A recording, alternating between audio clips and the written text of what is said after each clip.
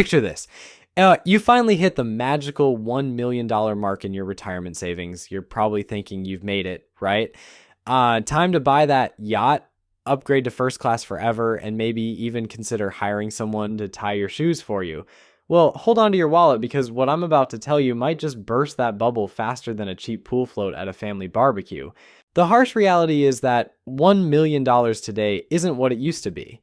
Your grandfather might have been able to retire like a king with that amount, but unless you're planning to spend your golden years eating ramen noodles and binge watching free television, you might want to adjust those expectations. My name is Nick, and I help people navigate the often confusing world of personal finance and retirement planning.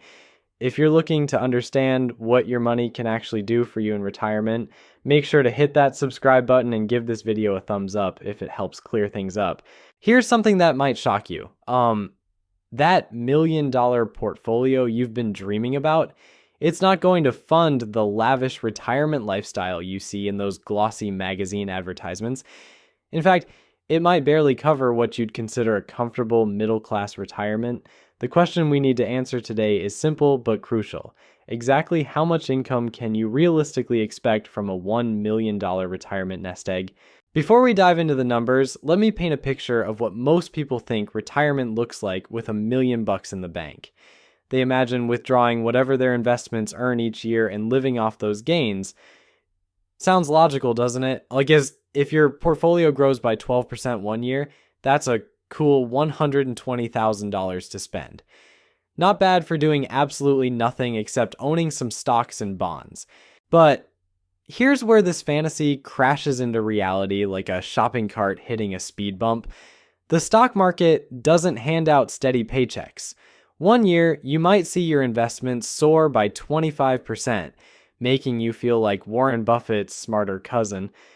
The next year, you could watch that same portfolio drop by 10%, leaving you wondering if you should have just stuffed your money under a mattress instead. Let me give you a real example of just how unpredictable this can get. Back in 2018, the market stocked to throw investors a curveball, delivering negative returns that left many people staring at their statements in disbelief. If you had been counting on those market gains to fund your retirement, you would have been in for a very unpleasant surprise. Imagine explaining to your spouse that this year's vacation budget just disappeared because the market had a bad mood. Then there's the sneaky villain that nobody likes to talk about, inflation. While you're busy celebrating your $1 million milestone, inflation is quietly working behind the scenes like a pickpocket at a crowded festival. That money loses purchasing power every single year, which means what seems like a fortune today might feel more like pocket change decades down the road. Think about it this way. Remember when a candy bar cost 50 cents? Now that same candy bar probably costs $2 or more. That's inflation doing its dirty work, and it's not going to stop just because you've retired. Your $1 million today will buy significantly less stuff 20 or 30 years from now, even if the number in your account stays exactly the same. This is precisely why financial experts have spent countless hours trying to figure out the sweet spot or keys for retirement withdrawals. How much can you safely take out each year without running the risk of eating cat food in your 80s? The answer isn't as straightforward as you might hope, and it definitely isn't as generous as most people assume.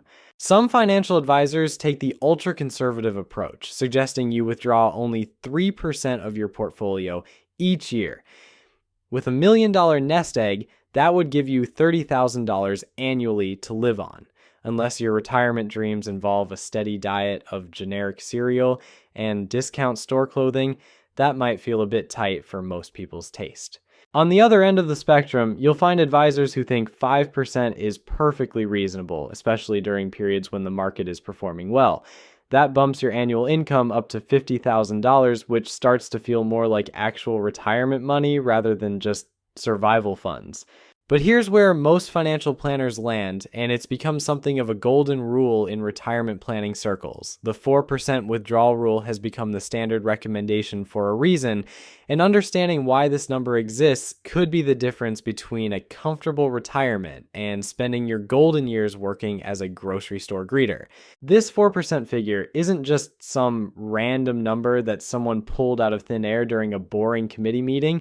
It's based on extensive research and historical market data that takes into account the ups and downs of both stock and bond markets over multiple decades. The idea is that you can withdraw 4% of your total portfolio value during your first year of retirement, then adjust that amount each subsequent year to account for inflation.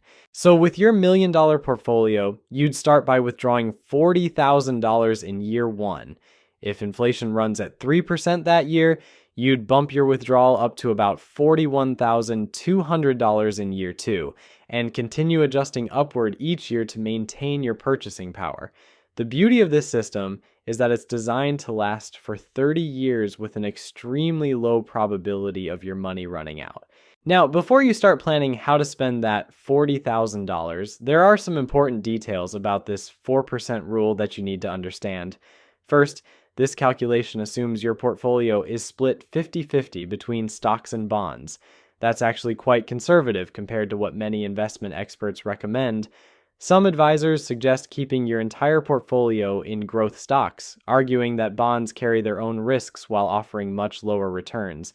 The choice between stocks and bonds becomes increasingly important as you age. Generally speaking, the more stocks you own, the higher your potential returns, but also the greater your risk. Younger retirees might be comfortable with more stock exposure, while those in their 70s or 80s might prefer the stability that bonds can provide, even if it means accepting lower overalls and other returns. Here, many people off guard. That catch is that 4% withdrawal rate is specifically crucial detail designed for a 30-year retirement period. If you're planning to retire in your 40s or 50s, which seems to be increasingly popular these days, you might need to be even more conservative with your withdrawals. Nobody wants to celebrate their 90th birthday by realizing they've got 10 years left to live but $0 left to live on. The unpredictability of lifespan adds another layer of complexity to retirement planning that most people prefer not to think about. We'd all love to know exactly how long we'll live so we could budget accordingly, spending our last dollar on our last day. Unfortunately, life doesn't work that way, and planning for the unknown requires careful consideration and probably a bit more caution than we'd prefer. The truth about longevity might surprise you more than finding out your teenage kids actually do know how to load a dishwasher. According to recent data, the average 65-year-old can expect to live another 18 to 20 years. But here's the kicker. That's just an average. Half of those people will live longer, and some significantly longer. You might be planning for a 20-year retirement, only to discover you've got 35 years of golf games and early bird specials ahead of you. This uncertainty is exactly why being conservative with your withdrawal rate makes sense, even if it feels like you're being unnecessarily cautious. Think of it as wearing a seatbelt or keeping jumper cables in your car. You hope you'll never need the extra protection, but you'll be grateful it's there when life throws you a curveball. But let's get back to that $40,000 you can safely withdraw from your $1 million nest egg. For many people, that number feels disappointingly small. After all, $40,000 doesn't exactly scream living the dream in today's economy. A decent new car can cost that much, and don't even get me started on what a week at a nice resort will run you these days. However, before you start feeling too depressed about your retirement prospects, remember that this $40,000 probably isn't your only source of income during retirement. Most people have been paying into Social Security throughout their working years, and that's designed to provide a foundation of retirement income on top of whatever you've managed to save privately. The average Social Security benefit currently sits at around $1,800 per month, or roughly $21,600 per year. Now, your actual benefit might be higher or lower depending on how much you earn during your working years and when you decide to start claiming benefits. If you wait until your full retirement age, you'll get more than if you claim early. Wait even longer until age 70, and your benefits increase even more. Adding that Social Security income to your 4% withdrawal gives you a combined annual income of approximately $61,600. For a married couple where both spouses receive Social Security benefits, you're looking at potentially $83,000 or more per year. Suddenly, that $1 million retirement starts looking a bit more reasonable, doesn't it? Of course, the government isn't going to let you keep all of that money without taking their cut first. Taxes in retirement can be tricky to navigate, and they'll vary significantly depending on what types of accounts hold your $1 million. If your money is sitting in a traditional 401k or IRA, every dollar you withdraw will be taxed as ordinary income, just like the paycheck you used to receive. On the flip side, if you've been smart enough to build up a Roth IRA over the years, those withdrawals come out completely tax-free. It's like getting a permanent discount on everything you buy during retirement. The catch, of course, is that you had to pay taxes on that money before you put it into the Roth account, so you're essentially choosing when to pay the tax man rather than avoiding him entirely. Most retirees end up with a mix of account types, which actually gives you some flexibility in managing your tax burden. You might withdraw some money from tax-free accounts in years when you need extra cash and lean more heavily on taxable accounts in years when your income is lower. It's like having different tools in a toolbox, each one useful for different situations. The state where you choose to spend your retirement years can also have a dramatic impact on how far that money stretches. Some states have no income tax at all, which means more money stays in your pocket. Others tax everything, including your Social Security benefits, which can put a serious dent in your retirement budget. It's worth considering whether a change of scenery might also mean a change in your financial situation. Beyond taxes, your geographic location affects everything from housing costs to healthcare expenses to the price of a decent cup of coffee. That $60,000 retirement income might feel luxurious in certain parts of the country while barely covering basic expenses in others. The cost of living variations across different regions can be absolutely staggering, and smart retirees factor this into their planning. Healthcare costs deserve special mention because they have a nasty habit of increasing faster than general inflation. While Medicare will cover many of your medical expenses, it doesn't cover everything, and the gaps can be expensive to fill. Long-term care, prescription drugs, and dental work can all take significant bites out of your retirement budget, and these expenses tend to increase as you age. This is where having that $1 million cushion becomes particularly valuable. It's not just about funding your daily living expenses, it's about having the financial flexibility to handle unexpected costs without panicking. Whether it's a major home repair, helping out a family member in financial distress, or dealing with a health issue that requires expensive treatment, having substantial savings provides peace of mind that goes beyond simple dollars and cents. The psychological aspect of retirement finances is often overlooked, but incredibly important.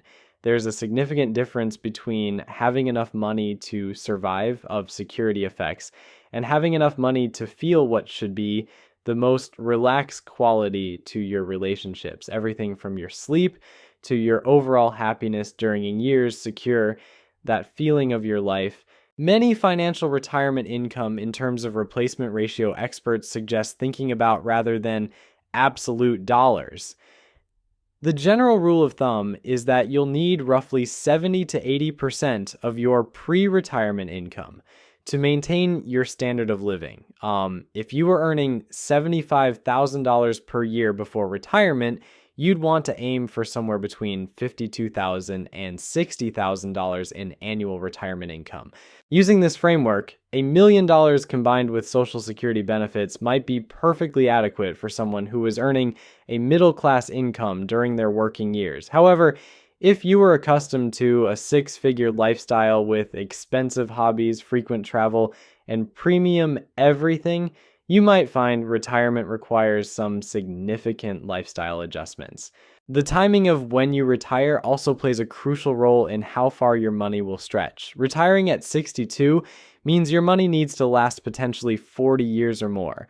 which requires a much more conservative approach than retiring at 67, early retirees often need to plan for lower withdrawal rates and might need to consider additional income sources like part-time work or rental properties. Speaking of rental properties, many retirees find that diversifying beyond traditional stocks and bonds can provide additional income streams that help stretch their retirement dollars. Real estate, dividend-paying stocks, or even small business investments can all contribute to your retirement income, though they also come with their own risks and management requirements. The reality is that most people approaching retirement have never actually sat down and calculated what their money will realistically provide. They've got this vague notion that $1 million equals financial freedom, kind of like how people assume that expensive wine automatically tastes better than the bottle with a screw-on cap. Sometimes the assumptions we make about money are just as questionable as our taste in beverages. Let's talk about something that makes many financial advisors break out in a cold sweat: sequence of returns risk. This fancy term describes what happens when you get unlucky with market timing early in your retirement. Imagine you retire right before a major market crash like what happened in 2008. Not only are your investments losing value, but you're also withdrawing money to live on, which means you're selling assets at the worst possible time. It's like being forced to sell your house during a hurricane while the roof is leaking and the basement is flooded. You're not exactly in a position to negotiate the best price. This double whammy of market losses plus ongoing withdrawals can seriously damage your portfolio's long-term prospects, even if the market eventually recovers. This is why many retirees keep what's called a cash buffer, essentially several years' worth of living expenses sitting in boring savings accounts or money market funds. Yes, this money earns practically nothing, but it provides a crucial safety net during market downturns. Instead of selling your investments when they're down, you can live off your cash buffer until markets recover. It's like keeping an umbrella in your car even though it's sunny outside. Now, here's where things get interesting from a tax perspective. That $1 million portfolio isn't just sitting there looking pretty, it's constantly generating taxable events that can catch unprepared retirees off guard. Dividend payments, interest income, and any gains from rebalancing your portfolio all create tax obligations, even if you're not actively withdrawing money for living expenses. This is particularly relevant if you're one of those high achievers who manage to accumulate significant wealth in taxable brokerage accounts rather than just retirement accounts. Every year, you'll receive tax forms that look like they were designed by someone who enjoys making people cry. The complexity can be overwhelming, which is why many wealthy retires end up paying substantial fees to tax professionals just to figure out what they owe. But let's get practical about what $60,000 in annual retirement income actually buys you in today's world. If you're planning to stay in the same area where you worked, you might discover that your housing costs alone consume a significant portion of that budget. Property taxes have a nasty habit of increasing over time, and home maintenance costs don't magically disappear just because you're no longer earning a paycheck. Transportation costs present another interesting challenge for retirees. While you might not need to commute to work anymore, you're probably not ready to give up your car entirely. Vehicle expenses, insurance, and the inevitable repairs that come with aging cars can easily consume several $1,000s per year. And if you're planning to travel during retirement, which most people are, transportation costs might actually increase rather than decrease. Food expenses in retirement often surprise people in both directions. Some retirees find they spend less because they're not buying lunch every day or grabbing expensive coffee on their way to work. Others discover that having more time to cook elaborate meals or dine out with friends actually increases their food budget. The key is being realistic about your actual eating habits rather than assuming retirement will magically transform you into someone who meal plans and clips coupons. Healthcare premiums and out-of-pocket costs deserve special attention because they can vary dramatically based on your specific situation. Medicare.